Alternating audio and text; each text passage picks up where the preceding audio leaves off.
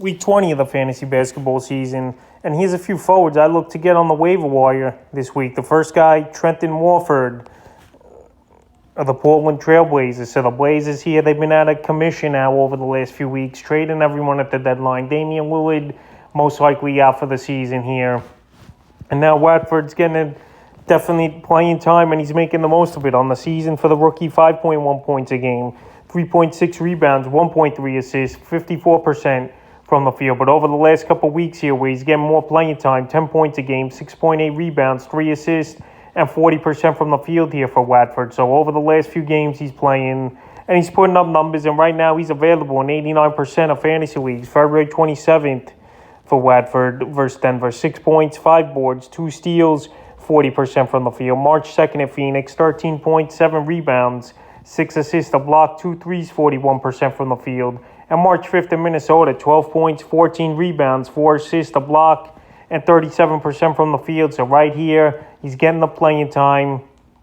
He's playing good basketball, is Watford. And right now, I definitely would go out there and get him. He's playing about 30 minutes a game. And like I mentioned, this Trailblazer team, they traded a lot of good pieces at the deadline. And also Damian Lillard's most likely out for the season. So Watford here, I would go out there and get him. The next forward is Jonathan Kaminga of the Golden State Warriors. So it's been a pretty good rookie season here for Kaminga. Obviously, peaks and valleys, hitting the rookie wall, then playing good, then on and off numbers. But right now, he's on a pretty good streak here, is Kaminga. On the season, 8.4 points a game, 3 rebounds on the season, and 51% from the field. But the last couple weeks here, 13 points a game, 4.4 rebounds, 1 steal, 1.6 threes a game, and 50% from the field. So he could definitely score the basketball. And now the Warriors, they're starting to rest guys a little, as they pretty much clinched, obviously, a playoff spot. And I know they're trying to play for one of the top seeds here, but they're going to rest guys along the way on and off. So the last few games here for Kaminga, March 1st in Minnesota,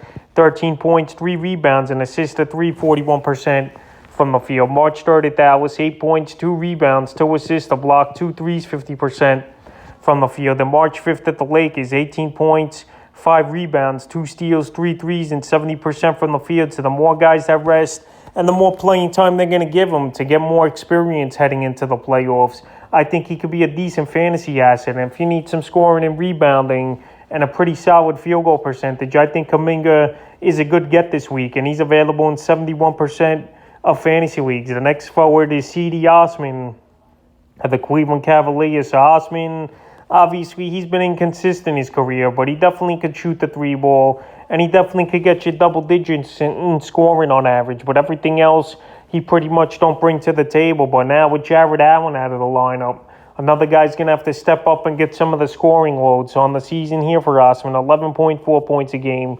2.2 rebounds, 2.1 assists, 2.1 threes a game, and 42% from the field. But the last couple weeks here, he's punched the numbers up, 15.8 points a game, 1.3 rebounds, 3.3 assists, 2.8 threes a game, and 48% from the field. So Cedi Osman, like I mentioned, we've seen him in spurts throughout his career where he could score the basketball at a high pace, and right now he's at that time. And like I mentioned, with Allen out of the lineup, someone's going to have to get some of his scoring load, and Osman definitely could be the guy. So the last few games, March 2nd versus Charlotte, 9 points, a rebound, 4 assists, 2 threes, 50% from the field. March 4th at Philly, 20 points, an assist, a steal, 3 threes, 53% from the field. And March 6th versus Toronto, 17 points, a rebound, 3 assists, 2 steals, 3 threes, and 43% from the field. So like I mentioned, you need some scoring and 3-point help in the category. He's definitely an ad, and he's available in 84% of fantasy leagues. The next forward is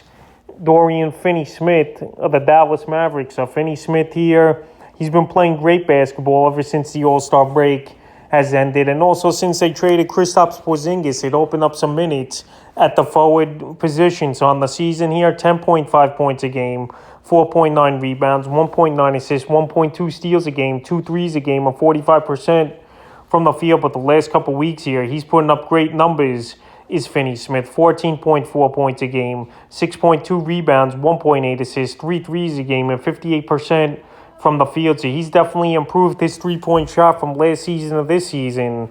And he's playing great minutes for this team, 35, 40 minutes a game. So on volume alone, he's just going to get good stat lines here. March 1st at the Lakers, 16 points, 9 rebounds, 2 assists, a steal, a block, 3 threes, 60% from the field. March 3rd versus the Warriors, 18 points, 3 rebounds, 2 assists, 4 threes, 77% from the field. Then March 5th versus Sacramento, 17 points, 6 rebounds, 2 assists, 2 steals, 5 threes, and 46% from the field. So Dorian Finney-Smith, he's given owners many categories, and he's one of the hotter pickups in the last couple weeks here, in my opinion. And he's still available in 49% of fantasy leagues. So he's out there still.